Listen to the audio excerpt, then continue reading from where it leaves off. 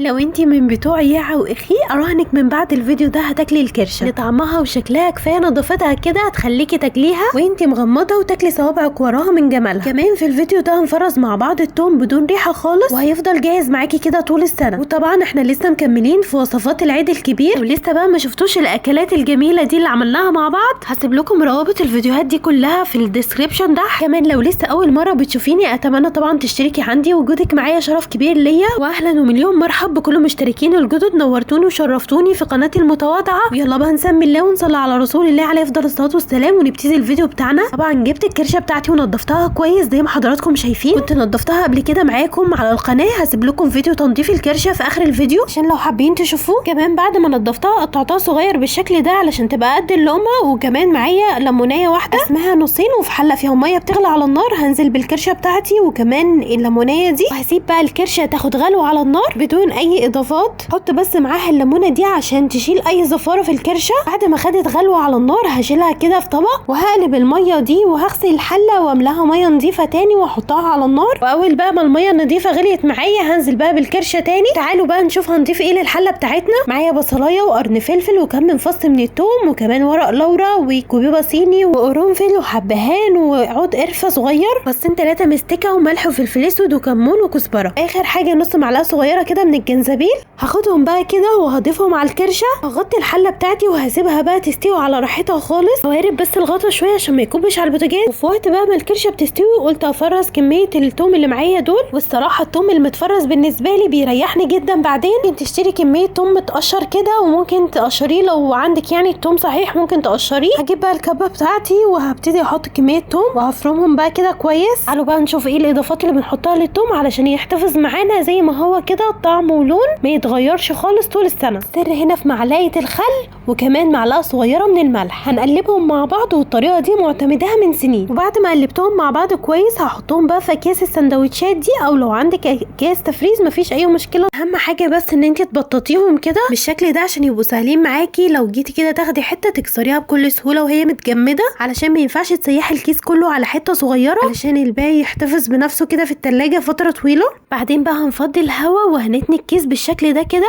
هنطبقه بالشكل ده. عملت كميه ساده من غير فلفل وهعمل كميه تاني بفلفل. حطيت قرنين 3 كده من الفلفل وهبتدي اضرب بقى الكميه. وبفضل انا ان انا افرم الثوم بالفلفل لان اغلب الاكلات اللي بحط لها ثوم بحط لها فلفل. حطيت برده معلقه الخل ومعلقه الملح وهقلبهم مع بعض. الخل ده يا جماعه اللي بيحتفظ بلونه كده ابيض وفاتح وجميل، ما يخليش الثوم يصفر منك لو قعد فتره طويله. كمان انا بفضل موضوع الاكياس ده عن موضوع البرطمانات، لان البرطمان بيبقى صعب عليكي وبتستني فتره كده على بال ما يفك عشان تاخدي منه معلقه ولا معلقتين من الثوم. وانا طبعا ما بفضلش خالص الحته دي ان انا اسيبه يفك وبعد كده ارجعه تاني الفريزر علشان ما يغيرش لونه وطعمه. كمان ده بقى بالنسبه لتفريزي للثوم. هقول لكم كمان ايه اللي يخليه ما يعملش ريحه خالص في الفريزر ولا كانك حاطه ثوم. زي ما انتم شايفين ببطط الكيس بتاعي وبقفله كده، بسحب الهواء وبتنيه كده وبخلي الفتحه بتاعه الكيس لجوه وبحطهم في العلبه دي. واهم حاجه العلبه اللي هتحطي فيها الثوم تكون محكمه الغلق علشان ما تعملكيش ريحه في التلاجة. وكمان حاولي تحطي مع العلبه دي قطعه كده من الفحم لان دي اللي مش هتخلي ريحه خالص للثوم في الفريزر. هنقفل العلبه بتاعتنا وهندخلها الفريزر. رجع تاني بقى للكرشه اللي سايبينها على النار. هقطع كده بصلايه وهضربها في الكبه. وفي حله بقى على النار هحط معلقه سمنه بلدي. بعد ما تتقدح هنزل بقى بالبصل بتاعي. بصلايه وسط كده لان انا مش عامله كميه كرشه. هحمرها بقى كده نص تحميره على النار مع اضافه كده رشه ملح. في الوقت ده كانت خلاص الكرشه استوت معايا 3/4 تسويه. هطلعها بقى كده من الحله وهحط بقى الكرشه بتاعتي على البصل.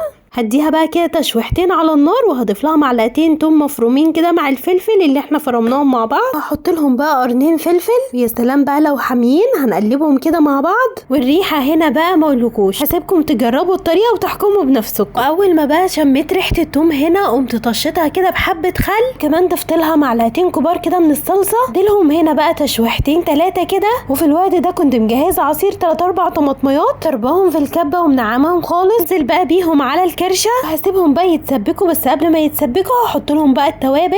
ملح بقى وفلفل اسود وكمون وكزبره. هضيف كمان على التوابل بتاعتي رشه جنزبيل ورشه بابريكا ورشه قرفه، وهسيبهم بقى يتسبكوا مع بعضهم كده حلوتين 3 على النار عشان هي 3/4 سوا. وبعد كده هنجهز الطاجن بتاعنا وهحطهم بقى في الطاجن. وصلتوا بقى معايا لهنا، ما تنسوش بقى تكتبوا لي كومنت حلو هيفرحني وهيشجعني جدا. هحط عليهم بس نص كوبايه ميه وهغطيهم بقى كده بورق سلوفان وهدخلهم الفرن. ولع عليهم من تحت الاول وبعد كده هشيل السلوفان وهولع عليهم الشوايه من فوق ياخدوا لون حلو كده وهطلعهم على طول، طبعا بعد ما تكون استوت تماما. تعالوا بقى نعمل شويه رز ابيض يستاهلوا بقكم. هلا بقى على النار حطيت مكعبين من الزبده وحطيت كمان فص مستكه. المستكه بتدي طعم خطير للرز الابيض. جربوا كده تحطوا 3-4 فصوص مستكه مع الرز الابيض هتلاقوا طعمه بقى في حته تانية خالص. بعد ما الزبده اتقطعت مع المستكه ضفت الرز. طبعا الرز غسلاه كويس، ده حوالي نص كيلو رز. وطبعا لازم بشوح الرز بتاعي كويس قبل ما اضيف الميه علشان الرز يبقى مفلفل وجميل، وكل واحده كده لوحدها ما يعجنش مننا. لازم تديله تشويحه كده حلوه مع الزبده. كمان الزبده مع الرز الابيض بتدي طعم جميل جدا للرز، بتخلي ليه طعم مميز كده وحلو، تحسوه كده انه غني. وهضيف كمان معلقه صغيره من الملح على نص كيلو الرز. وفي الوقت ده بغلي ميه على الكتل، واول ما احس ان الرز بتاعي اتشوح معايا كويس هنزل بقى بالميه نص لتر كده من الميه. طبعا مش هنكتر الميه علشان الرز يبقى مفلفل وجميل. نغطيه بقى وهنوطي عليه بعد ما ياخد غلوتين. ده بقى بالنسبه للرز الابيض. عايزه اقول لكم ان انا كنت من الناس اللي بستغرب جدا الناس اللي بتاكل الرز الابيض ده، بس من بعد ما جربته في كذا وصفه بالطريقه دي عجبني جدا. من لو مفيش زبده ممكن تعمليه بسمنه بلدي برضو هيدي نفس الطعم ونفس النتيجه الحلوه.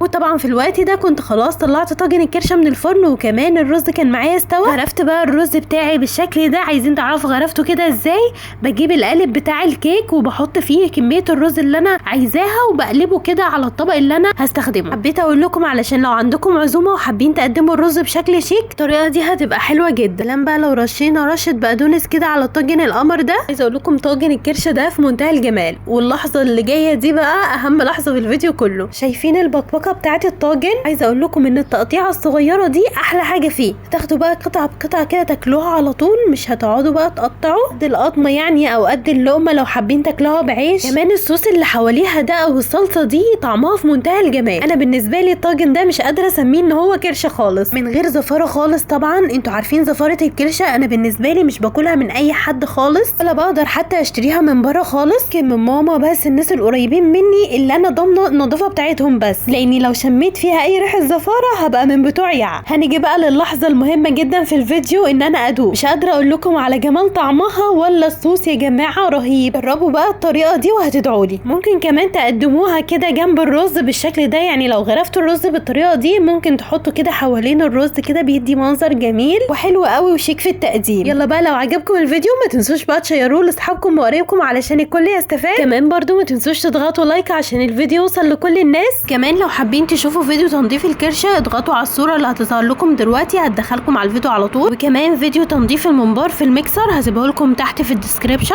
واكلات العيد برضو كلها هسيبها لكم تحت. وكل سنه وانتم طيبين. اشوفكم بقى على خير في فيديو جديد ان شاء الله. السلام عليكم.